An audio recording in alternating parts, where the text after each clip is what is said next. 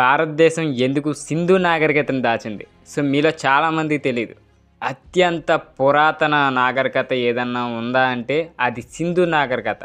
అసలు ఇక్కడ పుట్టిన ఇండియన్స్ నాగరికతే అది. అది కూడా మన తెలుగు, ఇక ద్రావిడ్లు అంటాం కదా, తమిళం, ఇక కన్నడ, ఇవన్నీ మన సింధు నాగరికతకు చెందినవి. అసలు ఎందుకు దాచారు, అసలు దీని హిస్టరీ ఏంటి, ఈ చరిత్ర గురించి వివరంగా అయితే ఈరోజు వీడియోలో అయితే తెలుసుకున్నాం. కొత్తవారు మన ఛానల్ చూసినట్లయితే తప్పకుండా ఛానల్ సబ్స్క్రైబ్ అయితే చేసుకుని వీడియోని లైక్ చేయడం మాత్రం మర్చిపోకండి. నిజం చెప్పాలంటే భారతదేశం సింధు నాగరికతను దాచిందనే భావన స్పష్టమైన ఆధారాలు చాలా మటుకి ఎక్కడ మీకు కనపడవు. గ్రంథాలయాల్లో ఉండో, అసలు వీటి గురించి చిన్న ఆధారాలు కూడా ఉండవు. ఈ లిపి, లాంగ్వేజ్ ఏంటి, మనుషులు ఏంటి, దీనికి సంబంధించిన ఆధారాలన్నీ దాచారు. కానీ ఇప్పటి వరకు ఎక్కడా ప్రస్తావనే లేదు. ప్రపంచంలో మొట్టమొదటి నాగరికత ఏదైనా ఉందా అంటే ఇది ఈ సింధు నాగరికతనే చెప్పాలి. కానీ కొన్ని కారణాల వల్ల ఈ నాగరికత గురించి సమాచారం అయితే అస్సలు ప్రాచుర్యంలోకి రాకుండా అయితే చేశారు. చాలా ఆలస్యం కూడా చేశారు.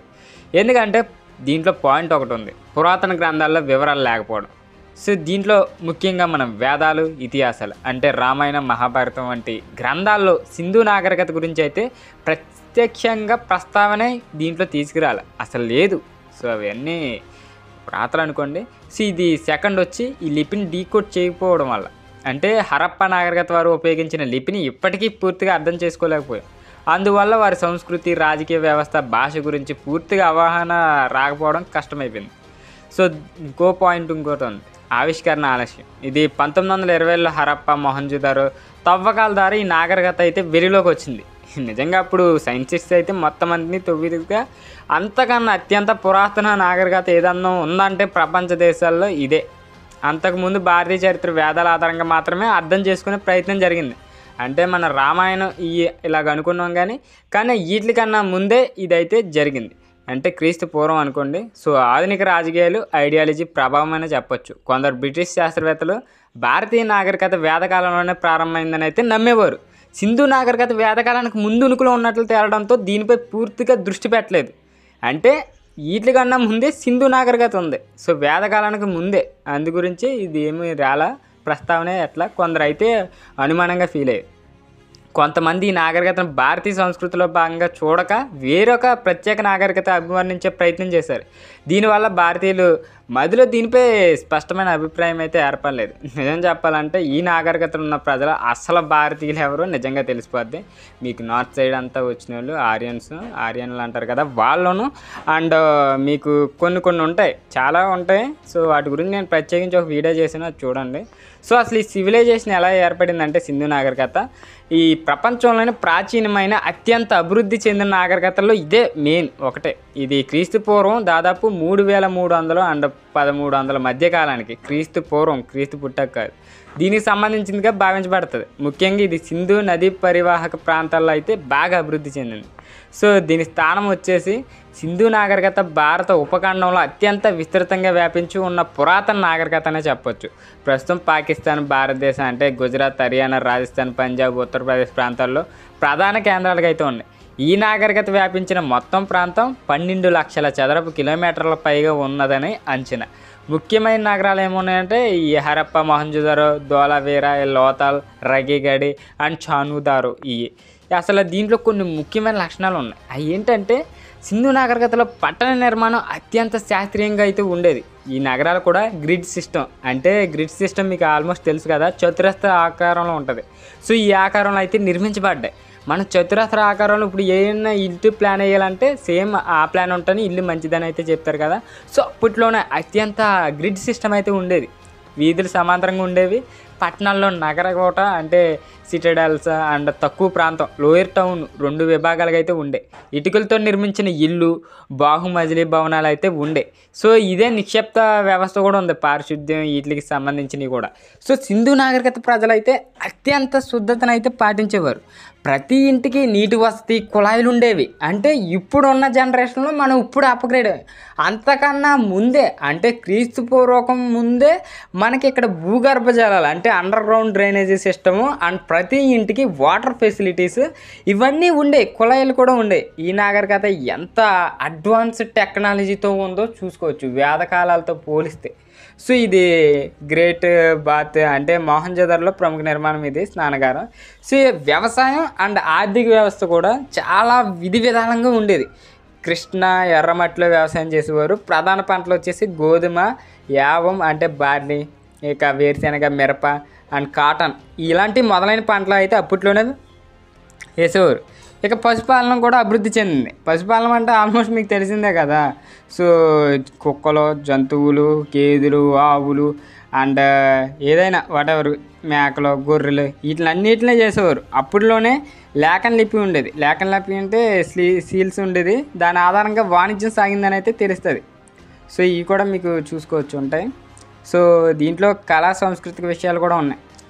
తామ్ర, కంచు, పుత్తడి, పుత్రి, డెబ్బ అయ్యే మీకు లోహాలు తెలుసు కదా. ఆ లోహాలు కూడా ఉపయోగించి శిల్పకళా వస్తువులను అయితే తయారు చేసేవారు.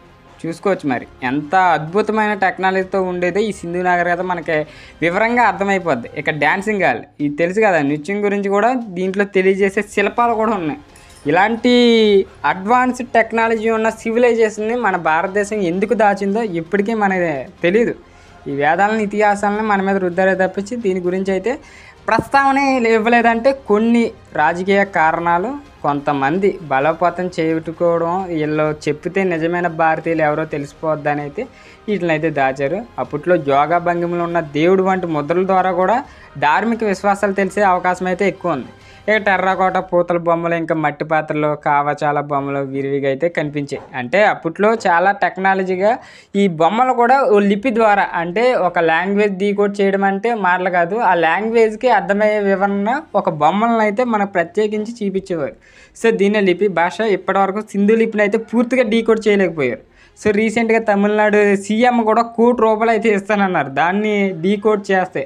సో ఒక్క సీఎం అంటే తమిళనాడు స్టేట్ సీఎం ఇది ఎవరైతే భాషను డీకోడ్ చేస్తారో, అసలు ఈ సింధు సివిలైజేషన్ గురించి ఎవరైతే తెలుసుకుంటారో అనేసి ముందుకు వచ్చి సివిలైజేషన్ గురించి ప్రస్తావించి అదే సైన్స్ స్టూడెంట్స్గా అయితే బాగా తెలుస్తుంది. ఎందుకంటే వీళ్ళు ఎక్కడి నుంచి వచ్చారో అసలు ఏంటనేది. సో ఈ లిపిని కనుగొనాలి. అంటే పిక్టోగ్రాఫిక్ స్క్రిప్ట్ అంటారు దీన్ని, అంటే చిత్రలిపిని. ఇది భాష గురించి స్పష్టమైన సమాచారం ఎక్కడా లేదు, కానీ ఇది ద్రవిడ భాషలతో సంబంధం ఉందని అయితే కొందరు నిపుణులు భావిస్తారు. ద్రవిడ భాషలు అంటే ఎవరో కాదు, తమిళనాడోళ్ళు, కన్నడ వాళ్ళు, తెలుగు వాళ్ళు, వీళ్ళే ద్రవిడ భాషలు అంటారు. వీళ్ళని ద్రవిళ్ళు అంటారు. ఈ కేరళ కలిపి కూడా ద్రవిళ్ళు అంటారు. వీళ్ళు మన స్వచ్ఛమైన ఇండియన్స్ అంటే వీళ్ళు నార్త్ సైడ్ నుంచి వచ్చినంతా ఇప్పుడు మనం రూల్ చేస్తున్నంతా ఒరిజినల్ ఇండియన్స్ అయితే కాదు. మీరు తప్పుగా అనుకోకండి, ఇది వాస్తవం. చరిత్ర తెలుసుకున్నవాడైతే ఖచ్చితంగా వీటి గురించి తెలుస్తుంది. అప్పట్లో కూడా మత విశ్వాసాలు అయితే ఉన్నాయి. సో మాతృదేవత అంటే మదర్నే గాడ్డెస్గా అయితే పూజించేవారు. విగ్రహాలను విరివిగా అయితే వాటిని కూడా కనుగొన్నారు రీసెంట్ టైంలో అయితే. మెయిన్ శివుడు పశుపతి రూపం ఉన్న ముద్ర కూడా ఈ సీల్ని అయితే కనుగొనడం వల్ల శైవ మాత విశ్వాసాలు ఉన్నాయని అయితే భావిస్తున్నారు. సో తర్వాత వృషభంను పవిత్రంగా పరిగణించేవారు, అదే బుళ్ళు. దీని నదులు, చెట్లు, పక్షులు, పశువులను కూడా పవిత్రంగా కొలిచేవారంట. అప్పట్లో అంత దారుణంగా అంతలా ఉండే టెక్నాలజీగా ఉండే నాగరికతను ఎందుకు మన ఇండియా దాచింది ఎప్పటికీ ఒక మిస్టరీ అయినా చెప్పొచ్చు. సో దీని పతనం ఎప్పుడు స్టార్ట్ అయిందంటే, సింధు నాగరికత ఎందుకు కూలిపోయిందంటే, ఇది ముఖ్యంగా క్రీస్తు పూర్వం 1900 నుంచి 1300 నాటికి సింధు నాగరికత నెమ్మదిగా పతనమైంది. దీని గురించి వివిధ సిద్ధాంతాలు అయితే ఉన్నాయి. ఎందుకంటే అప్పట్లో పర్యావరణ మార్పులు అవి, అంటే భూకంపాలు, నదులు మార్పుల వల్ల వ్యవసాయం నశించిందని అయితే భావిస్తూ ఉంటారు. దానివల్ల అయితే పడిపోయిందని చెప్తారు. అండ్ సారవంతమైన భూములు నష్టపోయే ప్రక్రియ అయితే ఇది సాయిల్ డిగ్రేడేషన్ అంటారు. ఈ సాయిల్ డిగ్రేడేషన్ అంటే ఆల్మోస్ట్ వ్యవసాయానికి అనుకూలంగా లేని ప్రదేశం అనమాట. అది తగ్గిపోవడం వల్ల ప్రజలు ఇతర ప్రాంతాలకు వలస వెళ్ళిపోయారు. అంటే ఈ సింధు నాగరికతలో ఉన్న ప్రజలు వేరే వేరే దేశాలకు అప్పుడే ఎక్స్పోర్ట్ అయిపోయాయి. అంటే వేరే వేరే దేశాలు కాదు, ప్రపంచంలో ఇదే మొట్టమొదటి నాగరికత కాబట్టి. సో అప్పుడు వలస కార్మికుల కింద అలాగే వెళ్ళిపోయారు. సో తర్వాత ఆర్యుల దాడి జరిగింది. అదే ఇన్వెన్షన్ థియరీ ఇది. కొన్ని సిద్ధాంత ప్రకారం అయితే ఉత్తర భారతదేశంలోకి వచ్చిన ఆర్యులు అంటే మీకు చెప్పే కదా, నార్త్ సైడ్ ఎవరైతే ఉన్నారో వాళ్ళు ఒరిజినల్ ఇండియన్స్ అయితే ఎప్పటికీ కాదు, ఆర్యన్స్. ఈ ఆర్యన్స్ దాడి వల్ల అసలు ఉన్న ఒరిజినల్ ఇండియన్స్ అయితే ఎక్కడి నుంచి వెళ్ళిపోయారు. అది మెయిన్. అదైతే మనోళ్ళు తెలుగు, తమిళ, కన్నడ వీళ్ళు చెప్పా కదా, ఈ భారతదేశంలోకి వచ్చిన ఆర్యులు వీరిని ఓడించి అక్కడ స్థిరపడిన వాడిని కొందరు భావించేవారు. అయితే దీనికి తగినంత పురావస్తు ఆధారాలు కూడా లేవు అప్పట్లో. కానీ సో ఇక జలవాయు మార్పు అంటే క్లైమేట్ చేంజ్ల వల్ల వర్షపాతం తగ్గిపోవడం, సింధు నది మార్గం మారడం వల్ల ఈ నాగరికత క్రమంగా నశించిందని అయితే కొందరు నమ్ముతారు. సో అది కొంతమంది అయితే దాడులు చేశారు దీని గురించి కూడా. సో ఇంకా ఈ ప్రాముఖ్యత వారసత్వం ఏంటంటే స్వచ్ఛత, పట్టణ నిర్మాణం, పారిశుద్ధ్యం, వ్యవసాయ అభివృద్ధి మొదలైన అంశాల్లో సింధు నాగరికత గొప్ప పురోగతి అయితే సాధించింది. ఇంకా అడ్వాన్స్ టెక్నాలజీతో కూడా ఇంకా ఇండియన్ సంస్కృతి, ఆచారాలు, దేవతల కొలువులు మొదలైన వాటిలో సింధు నాగరికత అయితే ప్రభావం కనిపిస్తుందని నిపుణులు అయితే అభిప్రాయపడతారు. సో వాస్తు, శిల్పకళ, నగర నిర్మాణం వంటి విషయాల్లో కూడా వీరి నైపుణ్యానికి ఆధునిక యుగంలో కూడా విలువ ఉంది. అంటే అప్పట్లోనే ఎంత దారుణంగా ఉందంటే టెక్నాలజీగా, ఇప్పుడు మరి ఎలా ఉందో చూడొచ్చు. సో ఈ సింధు నాగరికత అత్యంత పురాతన, ఆధునికత కూడిన ప్రణాళికబద్ధమైన నాగరికత. ఇది వాస్తు, వ్యవసాయం, కళలో, పారిశుద్ధ్యం వంటి విషయాలు కూడా అద్భుతంగా అభివృద్ధి చెందేలాగా చేశాయి. అయితే ఇంకా చాలా విషయాలు తెలియాల్సి ఉంది ఈ నాగరికతపై. మరింత పరిశోధన జరిగితే తప్ప ఈ భారతదేశ చరిత్రకు కొత్త కోణాలు లభించే అవకాశం అయితే ఉంది.